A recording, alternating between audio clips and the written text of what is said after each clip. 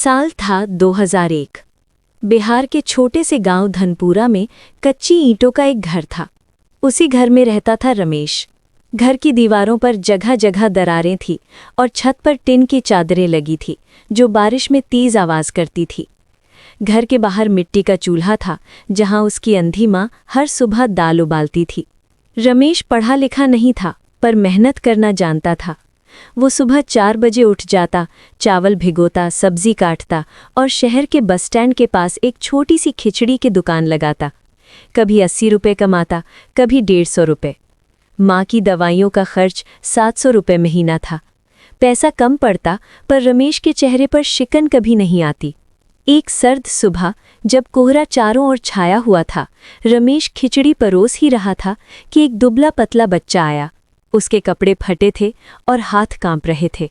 काका, खिचड़ी कितने की है? 5 रुपये की थाली, रमेश बोला। लड़का जेब में हाथ डालकर चुप हो गया, फिर बोला, मेरे पास सिर्फ 1 रुपया है। रमेश ने बिना कुछ कहे पूरी थाली भर दी और उसके सामने रख दी।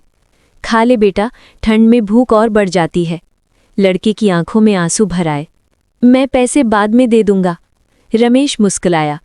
पेट भरने के बाद इंसान खुद रास्ता ढूंढ लेता है। कुछ महीने बाद नगर पंचायत ने नगर बस स्टैंड खाली कराने का आदेश दिया। रमेश की दुकान तोड़ दी गई, बर्तन बिखर गए।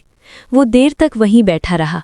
शाम को माँ ने उसका हाथ पकड़कर कहा, बेटा, सही रास्ता कभी सीधा नहीं होता पर मंजिल जरूर मिलती है। साल बीतते गए। एक दिन गांव के हाई स्कूल में वार्षिक समारोह था। रमेश को बच्चों के लिए खिचड़ी बनाने बुलाया गया।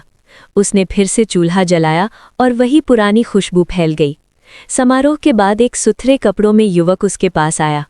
आप रमेश काका हैं? रमेश ने सिर हिलाया। युवक मुस्कुराया। आपने एक बार ठंड में एक भूखे बच्चे को खिचड़ी खिलाई थी, वो मैं था। आज मैं शहर में नौकरी करता हूँ।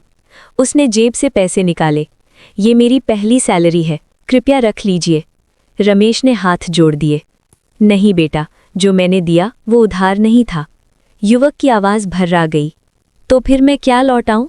रमेश बोला, जब कभी कोई भूखा मिले उसे खाली मत लौटाना।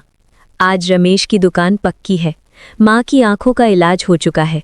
गांव के बच्चे कहते हैं, रमेश काका की खिचड़ी में स्वाद नहीं, सच्चाई होती है।